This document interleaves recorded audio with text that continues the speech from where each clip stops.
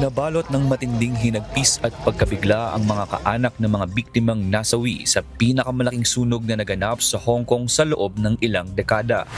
Sa huling dala, umakyat na sa 128 ang bilang ng kumpirmadong nasawi mula sa sunog. 79 ang injured at 16 na katawan pa ang kumpirmadong nasa loob ng mga gusali. Daan-daan din ang inilikas at kalahati sa mga ito ay nasa temporary shelters pa. Ayon sa pamahalaan, tapos na ang firefighting operations at largely extinguished na ang apoy. Mahigit 1,000 apartment unit na rin ang napasok ng mga rescuer sa paghahanap ng mga posible pang nakaligtas sa sunog. Sa mga ospital at community centers, nagsisiksikan ng mga naghahanap ng kamag-anak. 我睇唔到，即係我自己嘅親屬冇，嗰度 definitely 冇。咁就進一步，如果佢再有多啲相就。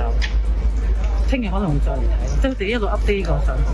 Maging ang mga nakatira malapit sa Wang Fu Court na nasaksihan ang paglamon ng apoy sa mga gusali, nakaramdam ng matinding takot. 我真係都覺得幾恐怖嘅，真係你見我應該算係睇住佢從一棟變成2棟，之後而家好似3棟，即係而家好似就嚟都4棟啦，咁即係其實真係幾恐怖下。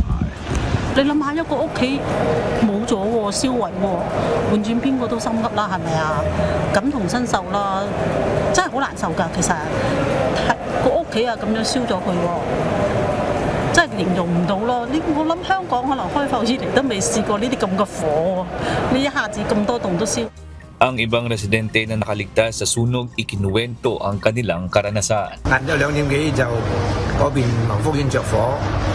咁10分鐘後咧，就有都差唔多半個鐘啦，就有警察上嚟，逐家逐戶敲門叫我哋離開啦，有危險啊咁樣，叫我哋關埋窗門、閂埋門，攞埋鎖匙啊、證件啲落樓，咁我哋咪攞晒啲嘢落樓咯。咁到夜晚咪到下晝5點零鐘啊，我哋咪喺大家樂坐咯。即係好彩，但係唔好彩咧，就係。 要咁多條人命換翻嚟咯，真係好傷感。Ang ilan sa kanila nananawagan din sa pamahalaan na sana ay hindi ipagsawalang bahala ang insidente upang hindi na ito maulit pa. 無論係細節上面啊，即係可能係一啲市民安置啦，或者係究竟係原因係咩咧？我諗可能大家最想知係原因。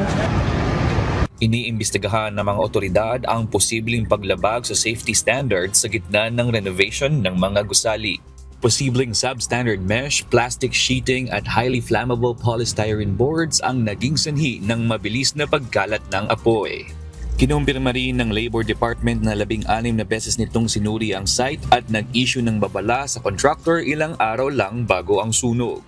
Napag-alaman din na hindi gumagana ang lahat ng fire alarm sa 8 gusali ng residential block. 3 na ang inaresto ng mga otoridad at sinasabing responsable sa naganap na sunog. RK Liorga, UNTV News and Rescue. Diyos ang aming sandigan, serbisyo publiko ang aming pinahahalagahan.